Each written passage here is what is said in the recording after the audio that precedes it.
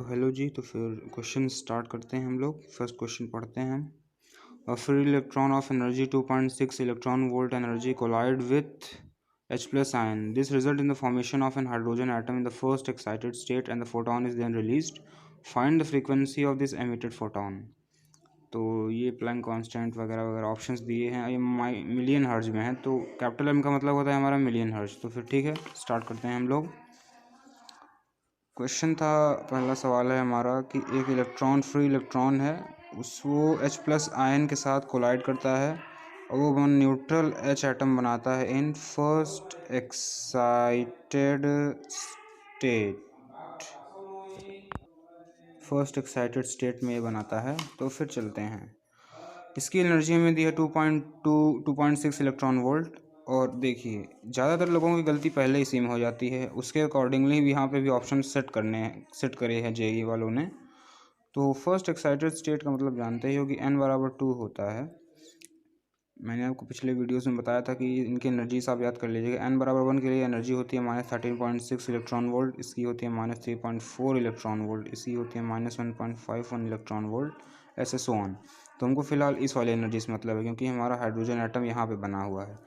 इस hydrogen atom की energy समय है -3.4 इलेक्ट्रॉन वोल्ट, तो इसकी एनर्जी है -3.4 electron volt. Energy conservation principle से लगाते हैं। एनर्जी ऑफ द रिएक्शन, मतलब जो रिएक्शन में एनर्जी होगी वही प्रोडक्ट की एनर्जी होगी। तो x प्लस 2.6, इसकी एनर्जी x मान लिया, x प्लस 2.6 बराबर -3.4। x की वैल्यू हो जाएगी 6×3 हो जाएगा 6.0, माइनस में x बराबर है -6 इलेक्ट्रॉन वोल्ट। यही हमारा फोटोन की एनर्जी भी हो जाएगी। जो इस प्रोसेस में कोई फॉर्मेशन होता है तो उसमें भी ये जानते हो, केमिकल बॉन्डिंग में पढ़ा होगा, एनर्जी लिबरेट होती है in the form of radiation, heat वगैरह कुछ भी। तो ये इलेक्ट्रॉन होती है। तो E बराबर होता है, इस एनर्जी फोटोन की एनर्जी होती है hc/लैम्डा। H प्लैंक कांस्टेंट वगैरह आप जानते हो। c/लैम्डा को हम म्यू कहते हैं। आई होप मेरी स्पीड ओके होगी।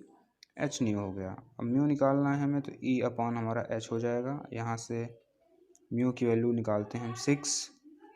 ये जूल्स में दिया हुआ है हमारा, जूल सेकंड में, तो हमको एनर्जी को बदलना पड़ेगा, इलेक्ट्रॉन वोल्ट को भी। तो 1 इलेक्ट्रॉन वोल्ट बराबर 1.6 इंटू 10⁻19 जूल। जितना चार्ज इलेक्ट्रॉन का होता है वही इस्तेमाल कर देंगे तो जूल्स में एनर्जी आएगी। तो 1.6 इंटू 10⁻19 अपॉन H 6.6 इंटू 10⁻34। ये काट दिया, 6 से काटते हैं, 6 11। तो म्यू फ्रीक्वेंसी हो जाएगी 16/11 इंटू 10⁻, इसको काट दिया, 14 में 9 का 5, तो 15 हो जाएगा इधर। 16/11 इंटू 10⁻15 तो दिया हुआ है, ठीक है। ये हर्ज में आएगी हमारी, अब हमको मिलियन हर्ज में निकालना है। 16/11 इंटू 10⁻5 ऐसे लिखा रहने दिया, और 10⁻6 ऐसे लिखन दिया। अरे 1 मिलियन में 10⁻6 होता है कोई चीज़, ठीक है ना, और इंटू 10⁻9 लिख दिया ऐसे। इतनी चीज़ मिलियन हर्ज में हो जाएगी। तो 16/11 को डिवाइड करेंगे तो कितना आएगा, 11 से काटेंगे तो पॉइंट में ही आएगा, 11 का नम 11। और पॉइंट मैं हिंदी से में ज़्यादा कन्वीनियंट फील करता हूँ, जा 14 जा 2 जा नहीं, हमको ज़्यादा अच्छा लगता। तो 16 तो 5 बचेगा, तो 11 4 जा 44 बचेगा, तो 6 तो 5, तो 1.45 इंटू 10⁻9 यहाँ पे है 10⁻9, और ये मिलियन में है, तो मिलियन हर्ट्ज। इस तरह से कोई ना कोई ऑप्शन आपके पास ज़रूर अवेलेबल होगा, आप देख लीजिएगा। चलिए दूसरे सवाल पे चलते हैं। मैं सेलेक्टेड सवाल आपको बताऊंगा, बाकी आप लगाइएगा अपने से, फिर बताइएगा हमें, मैं करूँगा तुरंत।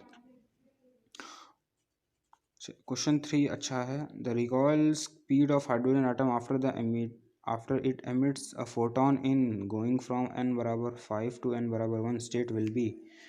मतलब जैसे n बराबर 5 पे कोई इलेक्ट्रॉन है, n बराबर 1 पे हाइड्रोजन एटम पे, तो जब यहाँ से यहाँ जब इलेक्ट्रॉन डी एक्साइट होगा, उससे कुछ फोटोन निकलेगा लैम्डा वेवलेंथ का, h न्यू एनर्जी का। तो उससे एनर्जी, जैसे मोमेंटम कंजर्वेशन लगता है हमारा, जैसे हम लोग, तो जैसे आपने तोप चलते हुए देखा होगा उरी वाले फिल्म में, अगर आपने देखी होगी तो जैसे तोप ऐसे चलता है, ऐसे रखा रहता है, तो जैसे यहाँ से निकलता है गोला फायरबॉल, तो वैसे ही ये पीछे की तरफ खिसकती है।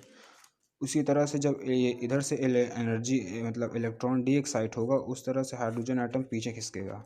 तो हाइड्रोजन एटम ये रहा, ये फोटोन रहा, ये पीछे ऐसे खिसका मान लीजिए P1 से, ये मोमेंटम है इसका, और ये फोटोन है उसका मोमेंटम है P2। चाहे जो कुछ भी हो, मोमेंटम कंजर्व रहेगा, तो P1 बराबर P2 हो जाएगा हमारा। एनर्जी फोटोन का मोमेंट मास मान लिया, फोटोन कह रहा हूँ, हाइड्रोजन का मास m है मान लिया मैंने। मास ऑफ हाइड्रोजन होता है किलोग्राम में 1.6 इंटू 10⁻7 होता है वैसे, 27 किलोग्राम। तो mass into velocity, velocity v मान लिया, मास इंटू वेलोसिटी। और फोटोन की अगर आपको नहीं पता तो बता देता हूँ, मोमेंटम होता है h अपॉन लैम्डा, ठीक है, h अपॉन लैम्डा।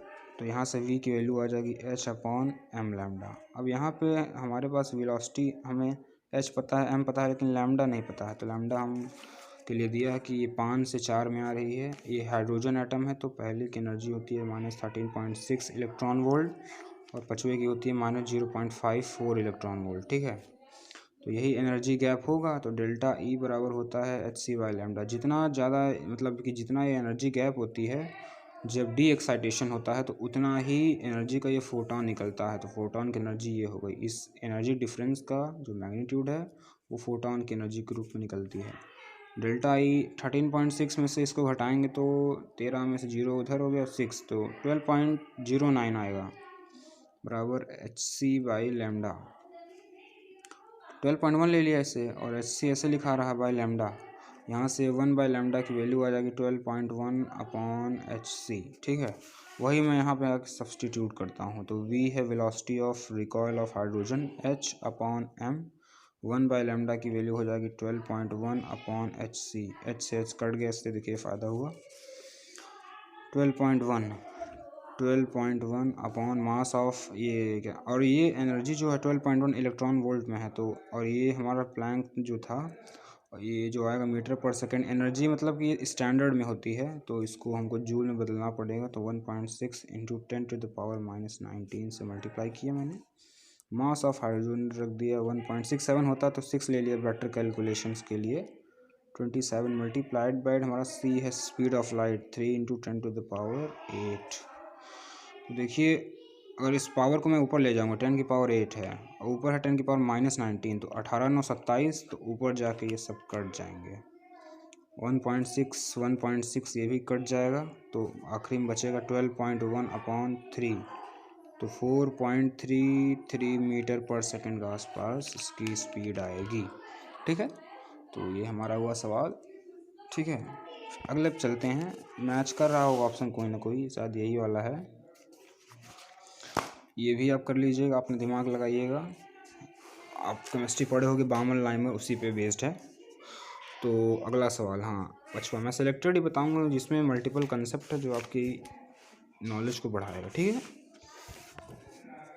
अब बाकी मैंने आपको बताया था कैसे करना है। In the hydrogen atom the electron makes transition from n+2th level to nth level. If n is much greater than 1, then the frequency of the radiation emitted is proportional to। कभी भी इस तरह के सवाल मिले और इस तरह का वर्ड मतलब कि कुछ भी लिखा हो, तो उससे मतलब आप समझ जाइएगा कि बाइनोमियल अप्रॉक्सीमेशन जैसी चीज़ कोई ना कोई, या फिर निगलेक्ट करने वाली कोई ना कोई चीज़ यहाँ पे हमें करनी है। तो बोल रहा है कि n+1th से nth में जो एनर्जी लिबरेट होगी, उसकी क्या पूछा है, द फ्रीक्वेंसी पूछा है। तो h न्यू एनर्जी रिलीज़ होगी, तो म्यू और उसके क्वांटम नंबर के साथ किस तरह वेरी कर रहा है, वही निकालना है हमें। तो किसी भी जनरल उसके लिए हमको मतलब एनर्जी मतलब कि किसी भी nth की एनर्जी होती है हमारी, मैंने बताया था 13.6 Z²/n², आपको पता भी होगा पहले से भी।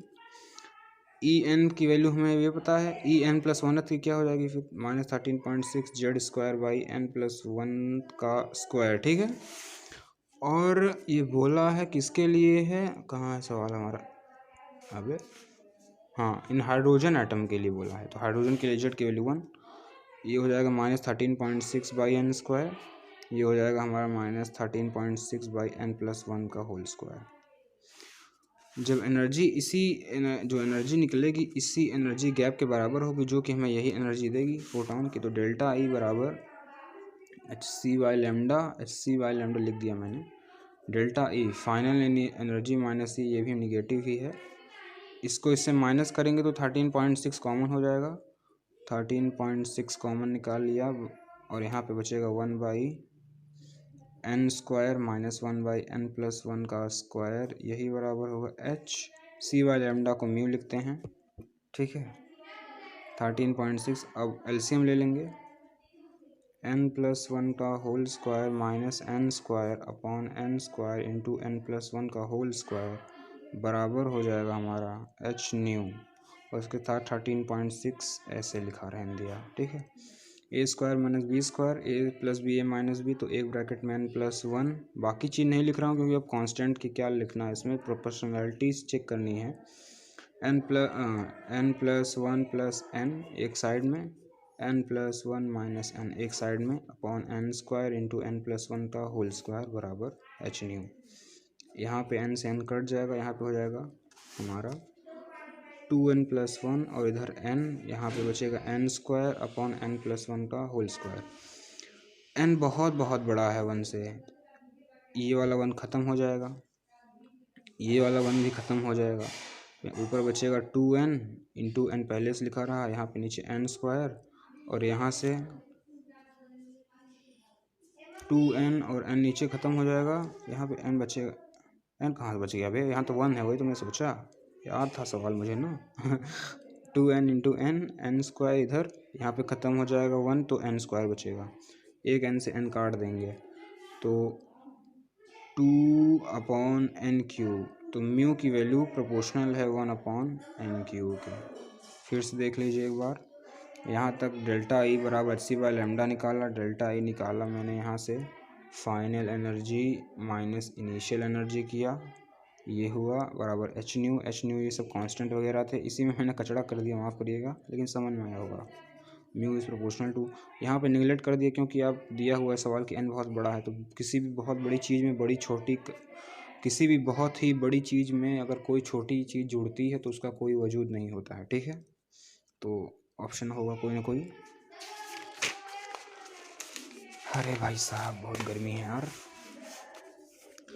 और अब सवाल करते हैं हम लोग, बहुत ही प्यारा सा, कौन सा है बे, question number 10।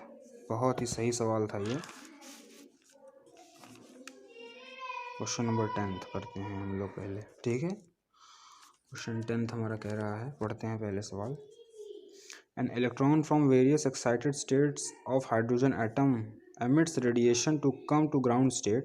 Let lambda and lambda g be the de Broglie wavelength of electron in the nth state and the ground state respectively. ठीक है, then let lambda n be the wavelength of emitted photon in transition from nth से ground state में आने के लिए। तो पूछा है कि जो एमिशन